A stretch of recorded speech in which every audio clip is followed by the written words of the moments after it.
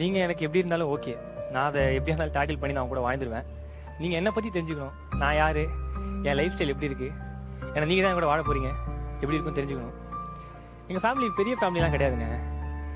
Low கிளாஸுக்கும் middle கிளாஸுக்கும் நடுவில் ஒரு இது இருக்கும் பார்த்தீங்களா, அதுதாங்க. லோ கிளாஸ் வாழ்க்கையும் வாழ முடியாமல் மிடில் கிளாஸ் வாழ்க்கையும் வாழ முடியாமல் கஷ்டம் இருக்கும் பார்த்தீங்களா, அதுதாங்க. உண்மையாக சொல்கிறேன், இது நான் உங்களை சிம்பத்தி கிரியேட் பண்ணணும், உங்களை லவ் பண்ண வைக்கணும் அப்படிங்கிறதுக்காக சொல்ல. எனக்கு ஆசை தான், முடிகளாம் வெட்டிக்கின்னு அப்படி ஷாருக் கான் மாதிரி நந்து போனோம், எங்கள் அப்பா அம்மா பார்த்து சந்தோஷம் போகணும்னு ஆசை தான். துட்டு யார் தருவா? யாருங்க தருவா? யார் தருவா? எங்களை மாதிரி பசங்களாம் எடுத்த உடனே மேலெல்லாம் வர முடியாதுங்க.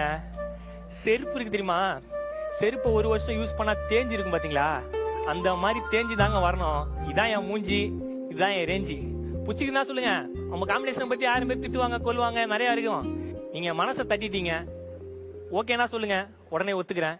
இல்லைன்னா வைங்களேன், பைக் எடுத்துன்னு போயிடுவேன். ஏன்னு கேளுங்களேன், நின்னீங்கன்னே அழுதா கண்ணிலையும் தண்ணி வருது தெரியும். பைக்ல போனா அழுவு அப்படியே காத்துலயே பறந்துடும் பாத்தீங்களா, அதான் அப்படியே போயிடுவேன்.